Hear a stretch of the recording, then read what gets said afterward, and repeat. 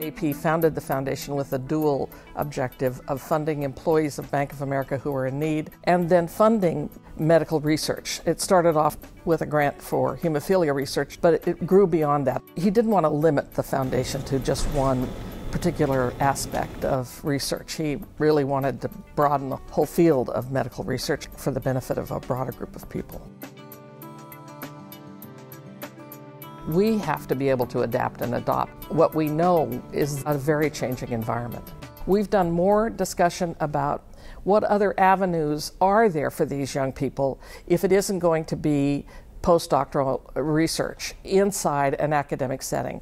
Is there another avenue where that can be just as valuable?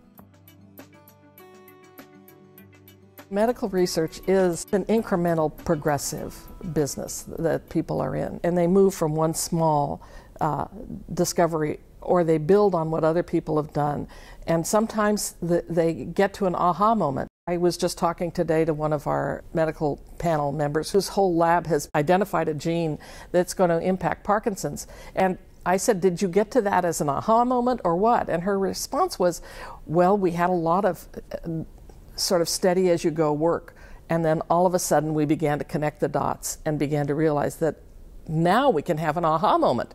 And the number of people who contribute to this are not just the academics that have academic titles and that are working in labs. I mean, it's the lab technicians, and it's the, it's the people who do the everyday groundwork that gets and keeps the labs working. And I think people would be surprised if they saw how much work goes into just maintaining and keeping a lab going, in addition to the scientists who are actually at the bench doing the work. It's furthering knowledge at a very basic level, and it's contributing to the betterment of, I think, mankind at a macro level. But it is also, quite frankly, an economic driver for, for a lot of people. A lot of people make their living doing this work inside laboratories. They're not just small little places where somebody's sitting there with a Bunsen burner. They really are large facilities, or many people are impacted by the work that's done in any one lab. The actual interview process I found to be fascinating, and I had never seen a process that was both simple and elegant at the same time and accomplished what it really needed to accomplish. No matter how deep the research is, if somebody cannot communicate what needs to be communicated in 10 minutes in language that isn't necessarily have to be lay language, but language that the medical panel had a clear understanding about, that they were not going to be successful. They really had to be able to ask for what they wanted, explain it, and get that very complex ideas across in a very short period of time. That was enlightening to me.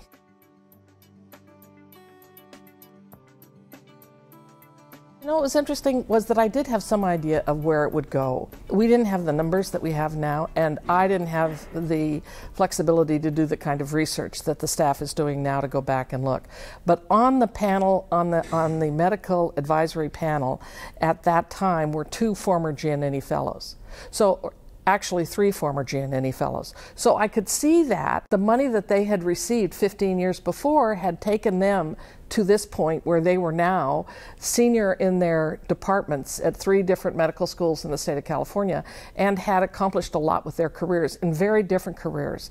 And so I did have some idea that the money was money well spent, and that the purpose of the money, which was to continue to encourage young postdocs to stay in academic medicine at that time, that was a noble purpose, and it was really something that it was worth focusing on and worth spending our time and effort on. But what I see now is that we can represent building a whole new core of young people that are California-based, that are really, that are at the forefront of a variety of academic and research endeavors, and that these people are going to be the leaders of the future. I know that's somewhat overused phrase at times, but they, I think, truly will be people who in the next 15 to 20 years will be the heads of their departments, or will be out in industry doing work that really will contribute to the general good of society in a very, very real way.